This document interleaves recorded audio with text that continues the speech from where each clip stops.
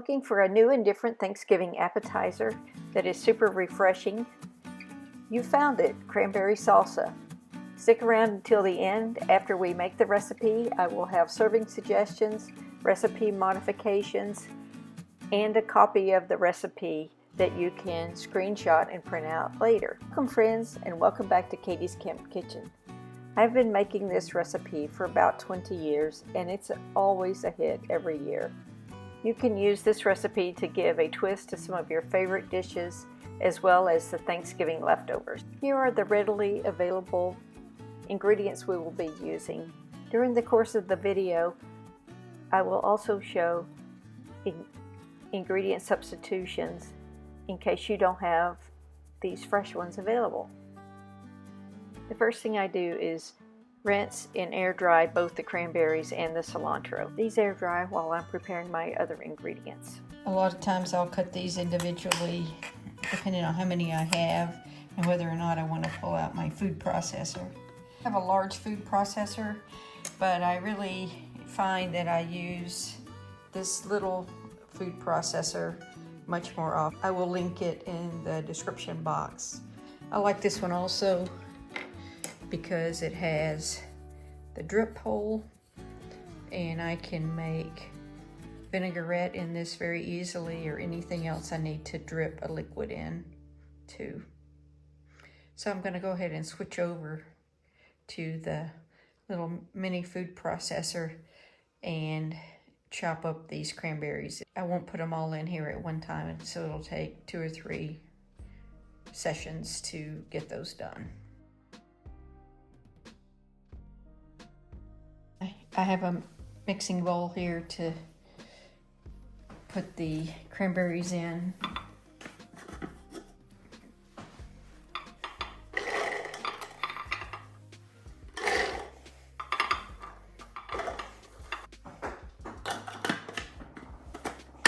I'm going to pulse these, see how many watts they take. I am going to put it on max watt to catch the surge.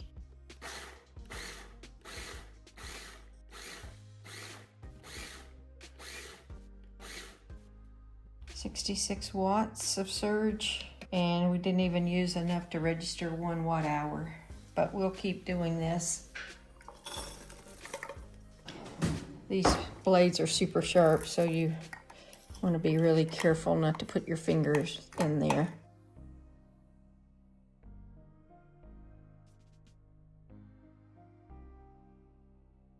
Since I have the food processor out, I'm going to go ahead and chop up this onion in there too.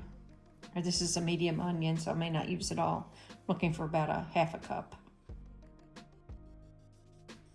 Okay, so about a 1/2 cup there. Half of the medium onion would have been definitely sufficient because I still have some uncut left. So far, we're registering 0, so a very efficient device. We need 3 tablespoons of lime juice, so I'm just going to roll this lime and start breaking down the fibers inside, because we'll get a lot more lime juice out of it. So I'm looking for 3 tablespoons. We're at the 3 tablespoon mark. You can see the measurements from the top, which I really like. So I'll go ahead and add that to the mixture. I have a 1/4 teaspoon of salt I'm going to add also. I am going to zest a little bit of the orange peel in there. You don't have to do this, but it does add some flavor to it. Or again, probably the best way is just to go ahead and kind of peel that outer pith, that white part off. And then you can pretty easily get the orange out. I think that's the best way. I'm looking for a cup of cilantro, very lightly packed. Gather it up like a bouquet and just kind of cut the leaves off this way, off the stems. The stems are fine too. I actually save the stems typically for smoothies.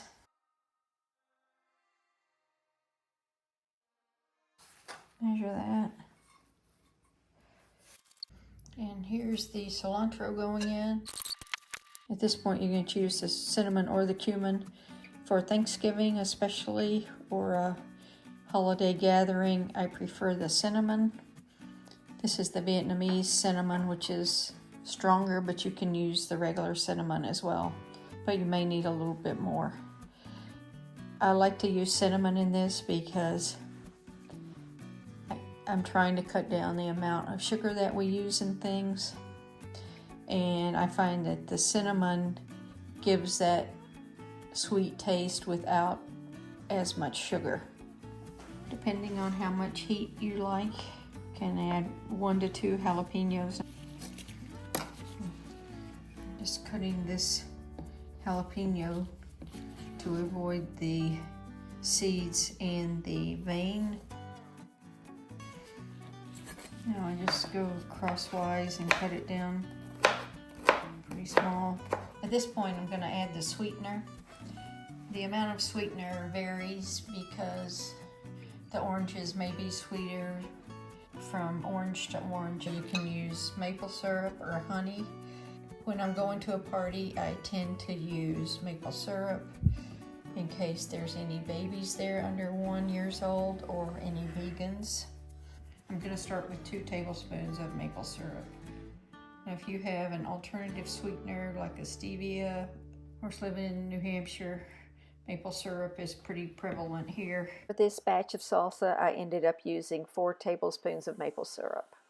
Now we do a final tasting, do a really good mix, and the salsa is done and ready to go into the refrigerator.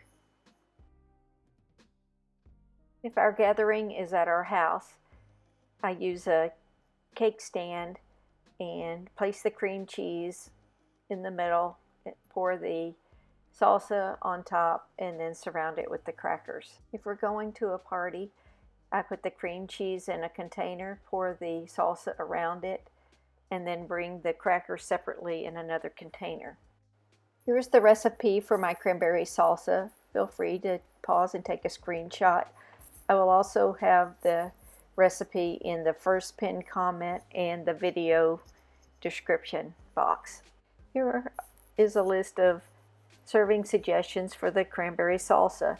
It is a very versatile condiment, and if you decide that you want to use it on tacos, just sprinkle some cumin on top of the salsa you've already made. It works great. As always, thanks so very much for joining us here at Katie's Camp Kitchen. Hope you're doing well, and we'll see you around the campfire very soon. Here are some additional videos on low power cooking you may want to watch. Thank you so very much.